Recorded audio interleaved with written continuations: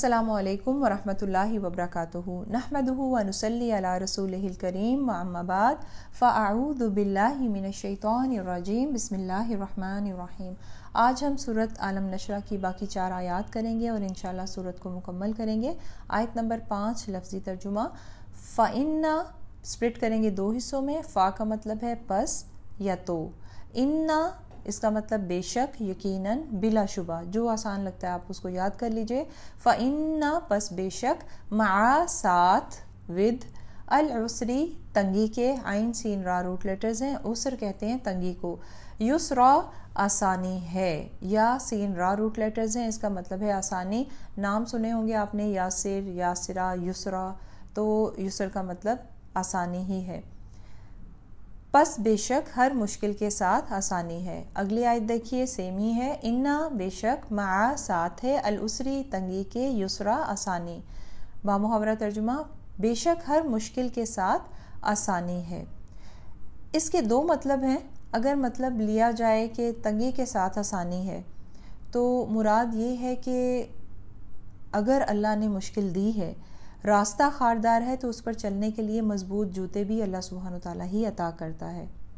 अगर अल्लाह सुब्हानो तआला कोई मुसीबत, कोई पेचीदा टास्क दे देता है तो साथ ही हिम्मत, हौसला, बर्दाश्त, कुव्वत भी अता करता है ताकि उसको हल किया जा सके, यानी तंगी के साथ आसानी भी अता फरमा देता है। एक वाक़या बताऊंगी आपको। एक मरतबा मैं नमाज़ पढ़ रही थी ईशा की, तो मेरे बेटे ने अपने कमरे से, जो नर्सरी में पढ़ता था उस वक्त, आवाज़ लगाई कि मामा मुझे डर लग रहा है, मुझे नींद नहीं आ रही। तो फिर मैं उसके कमरे में चली गई और उसे कहा कि आयतल कुर्सी और सूरतुल बकरा की लास्ट 2 आयात जो हैं उसको ऊंची आवाज़ में आप तिलावत करें, तो इंशाल्लाह खौफ भी दूर हो जाएगा और आप सो भी जाएंगे। नमाज मैंने शुरू कर दी। अब मेरे बेटे ने आयतल कुर्सी पढ़ी और सूरतुल बकरा की जब वो आयात तिलावत कर रहा था, एक जगह पे अटक गया। अब क्या होता था कि जहाँ पे अटकता फिर नए सिरे से शुरू करता और फिर वहीं पर रुक जाता, आगे समझ नहीं आ रही थी। अब नमाज़ पढ़ते पढ़ते मेरी तवज्जो उसकी तरफ जा रही थी कि मैंने उसको एक टास्क दिया हुआ है और वो वहाँ पर अटक रहा है, तो अब मैं ये सोच रही थी मैं इसकी किस तरह से हेल्प करूँ।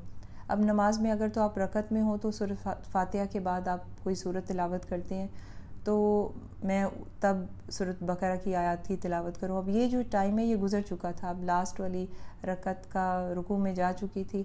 एनी हाउ तशाहुद में जब मैं गई तो रब्बी जालनी के बाद फिर मैंने सूरतुल बकरा की लास्ट जो 2 आयात हैं वही मैंने तिलावत करनी शुरू की ऊंची आवाज़ में। तो मेरे बेटे ने मेरी आवाज़ के साथ आवाज़ मिला के उसको कंप्लीट किया और फिर वो सो गया। मैंने खैर नमाज कंप्लीट की, ज़िक्र अज़कार किए, तो उसके बाद जैसे एक जहन में झमाका होता है, तो तब एहसास हुआ कि अल्लाह सुब्हानो तआला भी तो इसी तरह, इससे ज़्यादा अल्लाह सुब्हानो तआला इतने मेहरबान हैं हम पे। तो यही तो होता है, अल्लाह सुब्हानो तआला अगर हमें कोई टास्क देते हैं मुश्किल, तो बाकियों से ज़्यादा उस तरफ मुतवज्जो हो जाते हैं, उस बंदे की तरफ, कि जो बंदा अल्लाह का कहना मानने में लगा हुआ है मुसलसल, लेकिन उस अटक जाता है कहीं पर, तो अल्लाह सुब्हानो तआला पूरी तरह से उस शख्स की तरफ मुतवज्जो हो जाते हैं कि कहीं वो भटक ना जाए, और फिर आसानियाँ उसके लिए फ़राहम करते हैं उस काम में ताकि वो उसको बखूबी अंजाम दे सके। तो इसका एक मतलब तो ये है कि तंगी के साथ आसानी है, कि अगर कोई मुश्किल अल्लाह सुब्हानो तआला देता है, कोई पेचीदा टास्क देता है, तो उसके साथ आसान भी करता रहता है, मदद भी फराहम करता है। दूसरा मतलब ये है कि अगर इब्तदा में मुश्किल है तो बाद में आसानी भी आएगी। नबी मोहतरम सल्लल्लाहु अलैहि वसल्लम से फरमाया जा रहा है कि ये जो तंगी मुश्किलात दुनिया में आ रही हैं ये आखिर ख़त्म हो जाने वाली हैं, इसके बाद आसानी का वक्त आने वाला है और उसका फ़ायदा दुनिया में भी है और आखिरत में भी मिलेगा। तो ये तसल्ली दी जा रही है हज़रत मोहम्मद सल्लल्लाहु अलैहि वसल्लम को, क्योंकि अल्लाह सुब्हानो तआला ने ही ये रिसालत की ज़िम्मेदारी नबी मोहतरम सल्लल्लाहु अलैहि वसल्लम पर डाली है, और नबी मोहतरम सल्लल्लाहु अलैहि वसल्लम को तसल्ली भी अल्लाह सुब्हानो तआला के कलाम से ही होनी थी। अब इस आयत को 2 मरतबा इसलिए दोहराया गया है ताकि यकीन आ जाए, तसल्ली हो जाए कि ऐसा ही होगा। हम लोग भी तो आम गुफ्तगू में जब बातचीत कर रहे होते हैं तो कभी कभी एक बात को ताकीद के लिए 2 मरतबा कहते हैं। अगली आयत की तरफ देखिए, फ़ा पस, इज़ा जब, फ़इज़ा पस जब, फ़रग़ता फ़रग़, फ़ा रा गैन रूट लेटर्स हैं, کس سے سملر ہے؟ اردو کا لفظ فارغ جو ہے اسی سے سملر ہے، یہی سیم ہی روٹ لیٹرز ہیں اس کے، تو مطلب بھی یہی ہے کہ فارغ ہو جائیں، تا آپ، فرغ تا آپ فارغ ہو جائیں، سب پس محنت کیجیے، فا کا مطلب پس یا تو، پیچھے نون صاد با یہی روٹ لیٹرز ہیں اس کے، اس کا مطلب ہے محنت کرنا، مشقت کرنا، تو فن سب پس محنت کیجیے۔ با محاورہ ترجمہ، پس جب آپ فارغ ہو جائیں تو عبادت کی مشقت میں لگ جائیں، پس جب آپ فارغ ہو جائیں تو عبادت کی مشقت میں لگ جائیں۔ آیت نمبر 8، وا اور الہ کی طرف ربکا اپنے رب کے، وا اور الہ کی طرف ربکا اپنے رب کے، فرغب پس رغبت کیجیے۔ روٹ لیٹرز اس کے را غین با ہیں، مطلب ہے اس کا مائل ہونا، راغب ہونا، متوجہ ہونا، جو آسان لگتا ہے وہ آپ یاد کیجئے۔ با محاورہ ترجمہ، اور اپنے رب کی طرف راغب ہو جائیں۔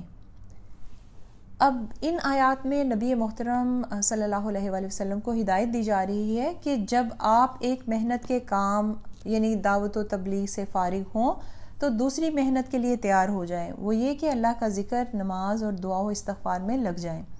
رسول اللہ صلی اللہ علیہ وآلہ وسلم کا قرآن کی تعلیم دینا، جہاد، دین کے فروغ و ترقی کے لیے کام کرنا، دعوت و تبلیغ اور خلق خدا کو راستہ دکھانا، ان کی اصلاح کی فکر کرنا، یہ آپ صلی اللہ علیہ وآلہ وسلم کی سب سے بڑی عبادت تھی، مگر اس عبادت میں واسطہ مخلوق سے ہی رہتا ہے کہ ان کی اصلاح پر توجہ دیں، اس کی تدبیر کریں۔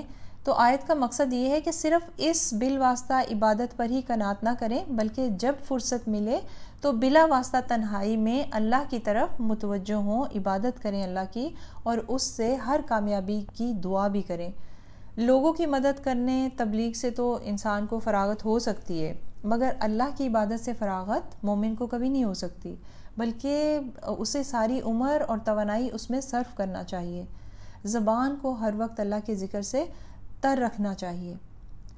اللہ کی عبادت، قرآن کی تلاوت، نوافل، تہجد اور تسبیحات کرنے سے اللہ سبحانہ وتعالیٰ کے ساتھ ایک خاص تعلق پیدا ہوتا ہے۔ اس کے بغیر کوئی بھی تعلیم و تبلیغ مؤثر نہیں ہوتی اور نہ ہی نور و برکت رہتی ہے۔ مگر اکثر ہوتا کیا ہے کہ ہم لوگ درس دینے لگتے ہیں، مخلوق کے مسئلہ مسائل حل کرنے لگتے ہیں اور قرآن کی تعلیم دینے لگتے ہیں، اپنی عبادات کو اس طرح سے اگنور کرنے لگ جاتے ہیں، نماز کو، قرآن کو، تہجد کو ٹائم نہیں دیتے اور کہتے ہیں دعا کے لیے ٹائم ہی نہیں ملتا کہ کوئی بات نہیں، اور پھر یہ کہتے ہیں کوئی بات نہیں، یہ کام بھی تو ہم اللہ کی راہ میں کر رہے ہیں نا، دوسروں کی ہیلپ کر کے۔ بے شک ٹھیک ہے یہ بات، ان کاموں پر اجر ہے، مگر اس کے بھی سائیڈ ایفیکٹس ہیں۔ مطلب انسان اس طرح سے پھر مخلوق کے ساتھ ہی اٹیچ ہو کر رہ جاتا ہے، آہستہ آہستہ مخلوق میں ناموری کا جذبہ ابھرنے لگتا ہے، شہرت کی خواہش پیدا ہونے لگتی ہے۔ انسان اپنا کام عبادت سے شروع کرتا ہے، نیت خالصتاً اللہ کی رضا ہوتی ہے، لیکن آہستہ آہستہ ہوتا کیا ہے کہ وہ عبادت عادت بن جاتی ہے، اور پھر وہ عادت جو ہے وہ ریا بن جاتی ہے، اور پھر اس کا تعلق رب سے کمزور ہونے لگتا ہے۔ اللہ کی عبادت کرنے سے اسٹرینتھ ملتی ہے، انرجی ملتی ہے، روحانیت پیدا ہوتی ہے، روح مسرور ہوتی ہے، انسان اپنے کاموں میں آسانی کے لیے اللہ سبحانہ وتعالیٰ سے دعا کرتا ہے، اور سب سے بڑی بات کہ انسان کے اندر عاجزی پیدا ہوتی ہے۔ اب یہاں پر کہا جا رہا ہے کہ جب بھی اپنی زندگی کے کاموں سے فارغ ہو جاؤ تو محنت کرو آخرت کی تیاری کے لیے، رب سے ملاقات کے لیے۔ تو لیسن آپ نے نکالا یہاں سے۔ اب آپ خود سے پوچھئے کہ جب میں فارغ ہوتی ہوں یا ہوتا ہوں تو کیا کرتی ہوں، کیا شوق ہے میرے فارغ اوقات میں، ذرا محاسبہ کیجئے خود کا۔ کچھ کو تو صرف فارغ رہنا ہی پسند ہوتا ہے، کچھ کو ون ڈش پارٹی، کٹی پارٹی جو اٹریکٹ کرتی ہے، اگر کسی کے پاس کرنے کو کچھ نہیں تو وہ فون پہ ہی گپ شپ لگانا شروع کر دیتے ہیں، کچھ کو ونڈو شاپنگ بہت پسند ہوتی ہے، فارغ وقت میں بس بیگ پکڑا چل پڑے، خواہ خریدنا کچھ بھی نہ ہو، بس دیکھ کر آنا ہے کہ کیا آیا نیا مارکیٹ میں۔ کچھ لوگوں کو حالات حاضرہ جاننے کا بڑا شوق رہتا ہے لوگوں کا، تو فلاں کے گھر جا، اس کے گھر بیٹھ، ہمسایوں کے گھر جا کے باقیوں کی پوچھ گچھ کرتے رہتے ہیں، غیبت، جھوٹ، چغلی کا کوئی احساس تک نہیں رہتا۔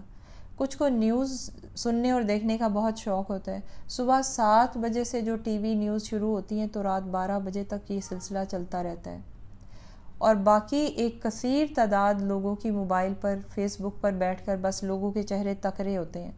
محرم نامحرم کا احساس کیے بغیر۔ اپنے فارغ اوقات میں ہم گناہ سمیٹ رہے ہوتے ہیں۔ جب انسان رب سے دور ہوتا ہے تو شیطان کے ہتھے چڑھ جاتے ہیں بڑی آسانی کے ساتھ۔ اللہ سبحانہ و تعالیٰ سورۃ زخرف کی آیت نمبر 36 میں فرماتے ہیں، مفہوم ہے جس کا کہ جو شخص رحمان کے ذکر سے غافل ہوتا ہے ہم اس پر ایک شیطان مسلط کر دیتے ہیں جو اس کا ساتھی بن جاتا ہے۔ تو یہ جو ہمارے تمام شوق ہیں، ایکٹیویٹیز ہیں، یہ ہمیں سکون نہیں دے سکتے۔ ہماری روح پھر بھی بے چین رہتی ہے۔ کبھی کبھی بغیر کسی وجہ کے ہم غمگین ہو جاتے ہیں، اداسی طاری ہو جاتی ہے ہم پر، تو اصل میں یہ روح کی اداسی ہوتی ہے۔ یہ روح آسمانوں سے آئی ہے، اس کی غذا اللہ کا ذکر ہے۔ ہماری ذات دو چیزوں کا مجموعہ مرکب ہے، ایک تو انسانی جسم اور دوسرا روح۔ اپنی جسمانی ضروریات کی تو ہم ساری ضروریات کو پورا کر رہے ہوتے ہیں، لیکن روحانی ضروریات کی طرف ہمارا دھیان توجہ جاتی ہی نہیں ہے۔ اب ان دو آیات میں ہمارے لیے جو اللہ کا پیغام ہے وہ آج ہم سب تک پہنچ گیا، سو آج ہی سے اس بات پر عمل کرنا شروع کر دیجئے۔ اللہ سبحانہ و تعالیٰ کی عبادات، نوافل، سجدہ شکر، الحمدللہ، سبحان اللہ اور دیگر تسبیحات سے خود کو ریچارج کریں اور زبان کو اللہ کے ذکر سے تر رکھیں۔ یاد رکھیے الا بذکر اللہ تطمئن القلوب کہ اللہ کا ذکر ہی دلوں کو اطمینان بخشتا ہے، اور اللہ کی عبادت ہی جسمانی و ذہنی سکون کا بہترین ذریعہ ہے۔